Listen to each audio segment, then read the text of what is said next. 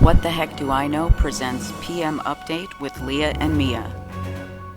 And now your host, Leah.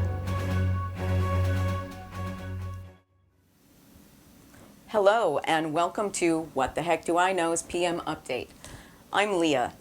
Our top stories tonight in our positive correlation segment, Linda Lewis learns valuable lessons about failure and learning.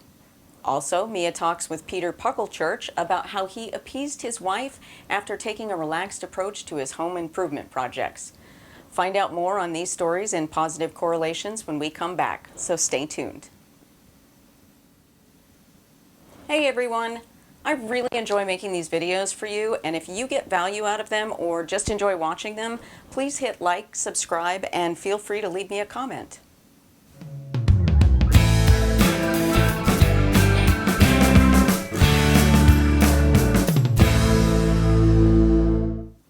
No matter how great you are at planning, everyone makes bad choices from time to time. Sometimes because we don't know any better, and sometimes out of necessity. Linda Lewis found out the hard way that not all companies are the same, and in the process learned some things about herself. Mia talked with Linda earlier this week about her experience making a poor decision and how she put it into perspective and even turned it into a positive. Last month, Linda was working at Skye Accounting, and it wasn't going well. She never felt like part of the team there and had trouble relating to most of her coworkers.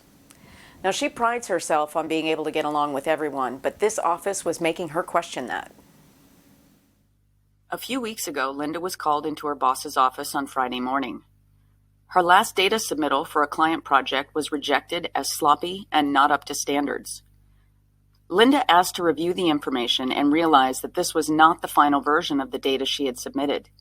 She explained to her boss that this was not correct, but since the final data package was delivered via thumb drive, she had no record of turning in the correct version.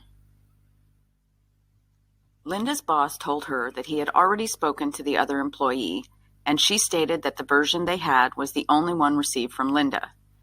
He was not particularly sympathetic to her story, and told her that she could quit or be fired. As you can imagine, Linda was in shock. She felt like a failure. She told him to do what he felt he needed to do and left the office for good after gathering her things. Linda felt hurt, angry, and confused.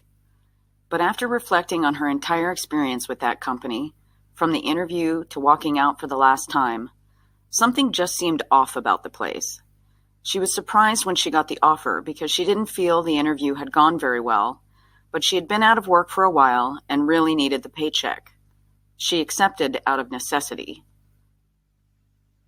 She decided to channel the energy from her anger into motivation to find a better job. First, Linda updated her resume. Then she looked up open positions in her field. After building that list of potential jobs, she researched all the companies on Glassdoor and eliminated about a quarter of them. After submitting many applications, she started to feel better about her situation. Then she asked a friend to help her practice interviewing, both answering and asking questions, so that she could feel more confident the next time she had the opportunity. After taking these practical steps, Linda thought again about all her choices and the circumstances that led her to this place. She no longer felt like a failure and realized it was just a learning experience. Linda says that learning doesn't end when you leave school. In many ways, it's the beginning. In this case, she learned not to rush into a job situation that doesn't feel right. She learned not to take shortcuts when it came to delivering her work. By contrasting the negative aspects of her last company, she learned what kind of company she does want to work for, and she learned to better prepare for interviews. Linda has 3 interviews set up for this week, all with companies that have good reputations. Linda's attitude about the situation is that it was unfortunate, but since she learned something, it was not a failure. She doesn't even regret her decision to work for Skye because she would have made the same decision even knowing how it would turn out. And she wouldn't have learned a valuable lesson in the process. To paraphrase Maya Angelou, I did my best until I knew better. Now that I know better, I can do better. Great story and great lesson, Mia. That's a really tough situation to deal with. I'm glad Linda came out of it learning something and feeling better about herself. When we come back, Peter Puckelchurch and his dilemma with home improvement projects. Stay tuned.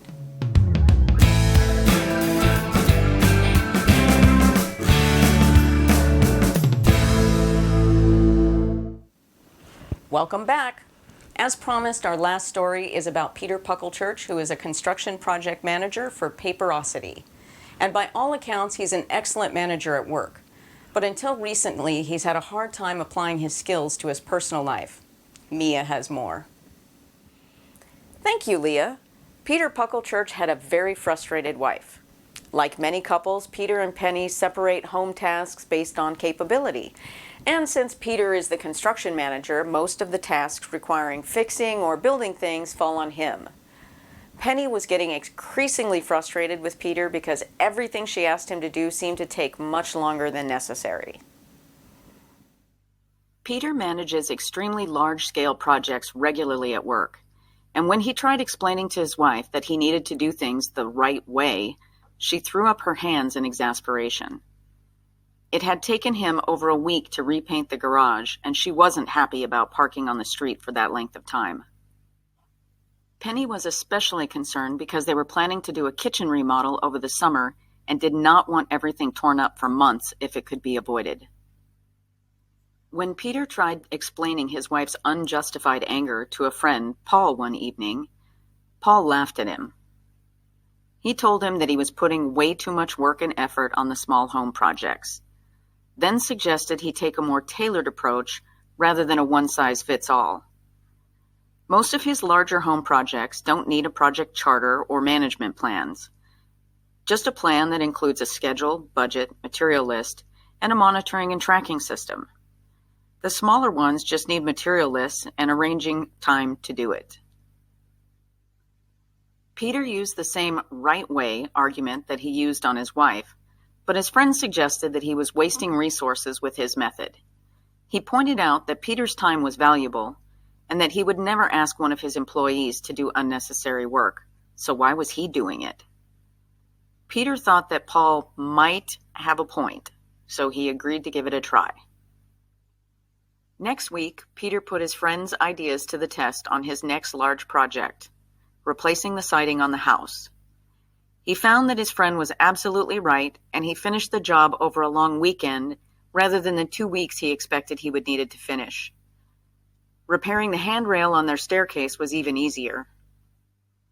He didn't need the complicated documentation for his home projects and just needed to follow the project management principles to get the work done. Penny was thrilled with her husband's new attitude toward the home projects and very thankful to Paul for finally getting through to Peter. Now he has more time, and she has some peace of mind that the next project won't take months. Thanks, Mia. It is always important to manage at the correct scale, and I'm glad that Penny won't have to be without a kitchen for too long this summer. I guess it's true that sometimes less is more. That's all we have for What the Heck Do I Know's PM Update with Leah and Mia and our positive correlation segment for this week. Thank you for watching, and see you tomorrow night on our next episode of PM Update. Good night. Hey, don't forget to hit like and subscribe. I also love seeing comments, especially if you have a topic you would like me to cover.